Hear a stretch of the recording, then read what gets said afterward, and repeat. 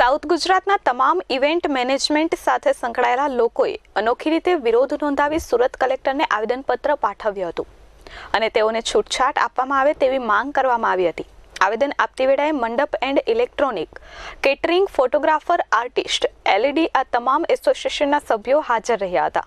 કોરોનાના કારણે લોકડાઉન કરવામાં આવ્યું હતું અને ત્યારબાદ તબક્કાવાર અનલોક કરવામાં આવ્યો છે, પરંતુ હજુ પણ લોકો ભેગા થઈ શકે તેવી રીતે છૂટછાટ આપવામાં આવી નથી અને દિવાળી બાદ લગ્નસરાની સિઝન તેમજ ધાર્મિક તહેવારો આવતા હોવાથી અનેક લોકો ધામધૂમથી ઉજવણી કરતા હોય છે. ત્યાં વળી કોરોનાનું સંક્રમણ વધતા રાત્રિ કર્ફ્યુ પણ જાહેર કરી દેવામાં આવ્યો છે.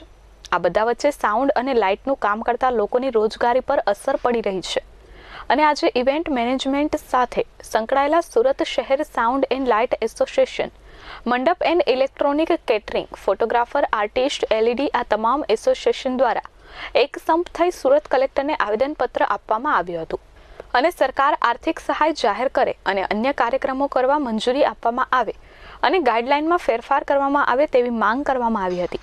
વિવિધ બેનરો સાથે એસોસિએશનના સભ્યો સુરત કલેક્ટર કચેરીએ પહોંચ્યા હતા અને વિવિધ સ્લોગનવાળા પોસ્ટરો સાથે આવેદનપત્ર આપી રજૂઆત કરી હતી.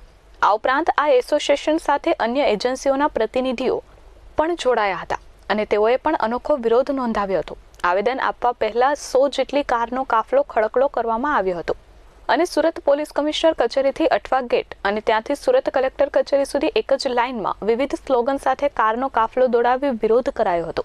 તૃપ્તિ શ્રોફ રેલી નથી, પહેલાં તો કહી દઈએ, એક અપીલ છે સરકારને, એના માટે અમે બધા ભેગા થયા છીએ કારણ કે ઇવેન્ટ ઇન્ડસ્ટ્રી બહુ જ અફેક્ટ થઈ છે. સૌથી પહેલાં ઇવેન્ટ ઇન્ડસ્ટ્રી બંધ થઈ છે અને સૌથી છેલ્લે ખુલી છે, પણ હજુ પણ 100-200 માણસ હજુ પણ ક્લાયન્ટ કન્ફ્યુઝ થાય છે.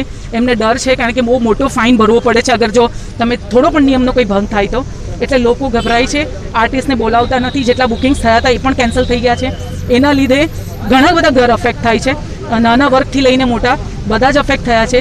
તો બસ આપ સૌને સરકારને વિનંતી છે અમારા બધા તરફથી કે થોડું અમને છૂટછાટ આપો અને શરૂઆત થાય, કામની શરૂઆત થાય, કારણ કે આમાં મંડપ ડેકોર જે મજૂર કહેવાય નાના વર્ગના એ લોકો પણ અફેક્ટ એટલા જ થયા છે.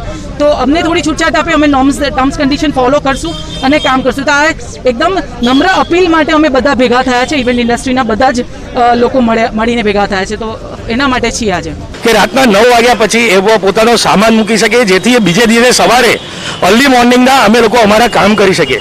એ સિવાય આવનારા દિવસોમાં અમારી એક રિક્વેસ્ટ છે કે એક ચોક્કસ ગાઈડલાઈન હોવી જોઈએ કે ભાઈ હવે 100 માણસ તો 100 જ માણસ હશે, 200 માણસ તો 200 માણસ જ લગ્નમાં હશે, કે 50 હશે તો 50 જ હોય, કાં તો તમે સદંતર બંધ કરી નાખો તો બી અમને વાંધો નથી. આટલા મહિના કાઢ્યા છે, હજી બીજા 2-4 મહિના જ્યાં સુધી વેક્સિન નહીં શોધાય ત્યાં સુધી જો કાઢવાના આવશે તો અમને કોઈ પ્રોબ્લેમ નથી.